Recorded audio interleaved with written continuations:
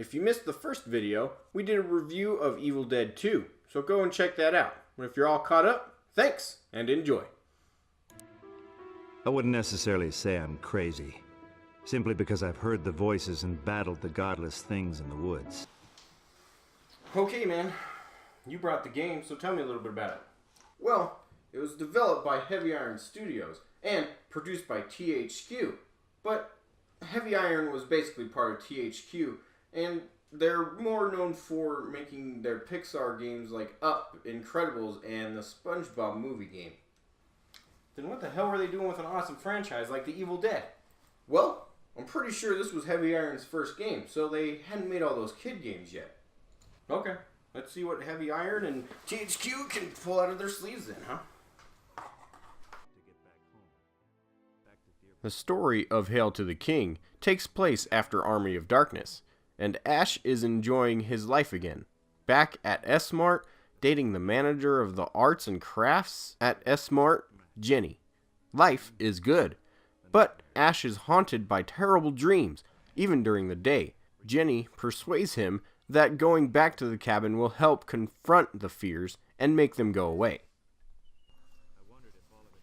But, of course, shit hits the fan. Ash's hand appears and turns on the Nobi recording to bring the Deadites back. Jenny goes missing immediately, and it's up to Ash to find her. Right off the bat, I notice this game has tank controls. But, unlike Resident Evil 2, these are the worst tank controls I've ever played with.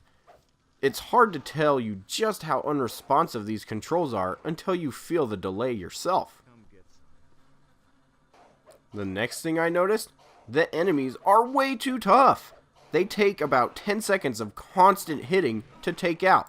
This takes a lot of health every time you come across anything. And I just keep dying. I don't know what to do. This game never tells you anything. You just fly right into the action, and they don't condition you in the least. Luckily, we have the manual. Well, dude, this can't be right. I'm getting my ass kicked. Pull out the manual. Okay. Let's look at the controls. What? This doesn't say crap. Oh. Dude, you start the chainsaw with R2.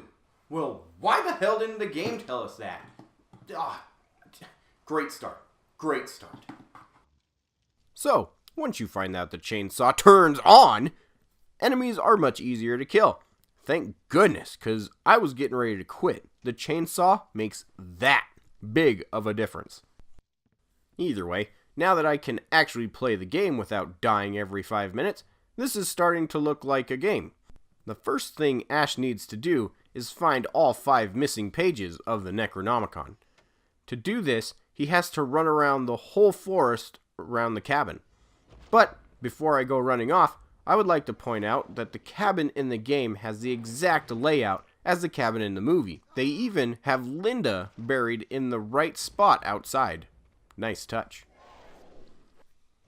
There are several locations in the woods Ash needs to go to, ranging from a Resident Evil 7-like hillbilly house, a mine, a campsite, to a church surrounded by a graveyard. Ash needs to go to these locations in a specific order, or at least it feels that way. Each location has puzzles Ash needs to solve, like how to even get into the mine. You have to grab the shovel from Linda's grave, but once Ash is in the mine, you need a battery to go any further, which can be taken from your car after you are given the key by a pastor near the church. So, a lot of backtracking if you don't know what you need to progress. It is real rewarding though when you figure out what goes where and just happen to still have the item you need to move on. After getting all 5 Necronomicon pages, you meet up with the pastor from earlier, and he gets the Deadite out of Jenny. But then he reveals himself to be your reflection that got away in the very beginning of the game. Evil Ash grabs Jenny and jumps into the portal, and Ash has no choice but to follow. Ash finds himself in 730 AD. he gets help from the original translator to the Necronomicon. Ash now has a whole new location and set of puzzles to perform. I won't spoil who the final boss is in case any of you want to play it for yourself, but I will say that the final boss is the most fun to play.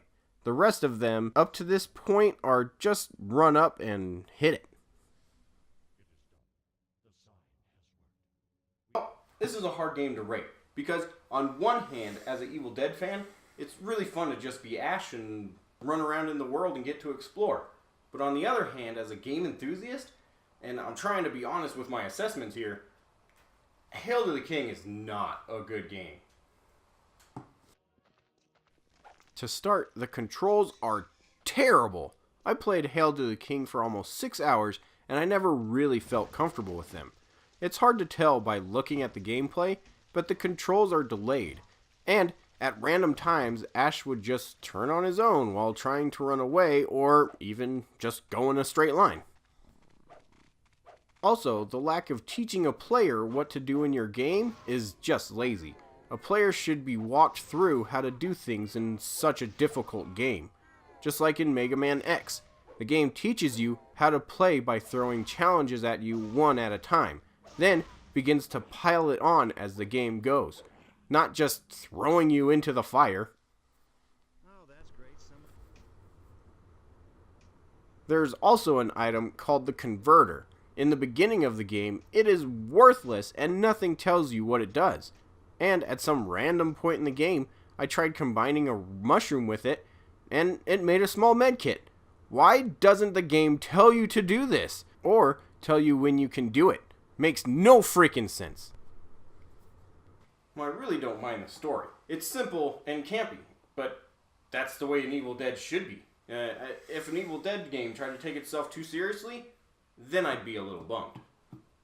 And, as I said earlier, the difficulty is just too much for a person that hasn't played this game before.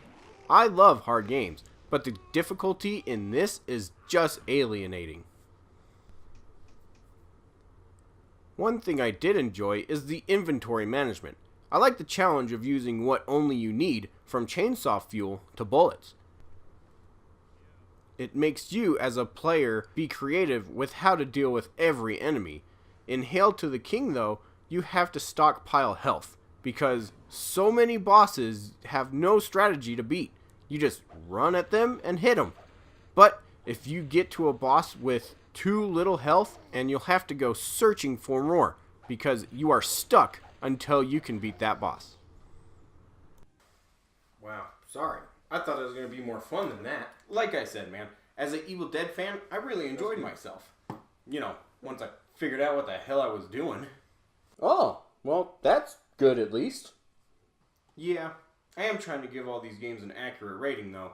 So, I'm going to have to give Evil Dead Hail to the King probably a 5 out of 10. Just because, as an Evil Dead fan, I had fun running around the world and just, you know, listening to Bruce Campbell be Ash again.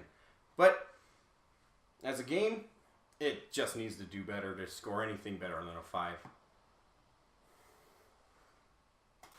Please tell me we have something better than that. Oh, hell yeah, we do. Ooh, yeah, let's get this started.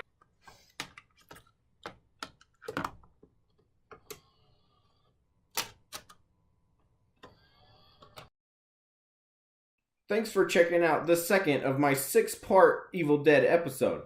So, if you want to make sure you don't miss out on the other 4, go ahead and subscribe. And go ahead and hit that like button if you like this video. It actually helps me quite a bit. So, hopefully I'll see you guys next time.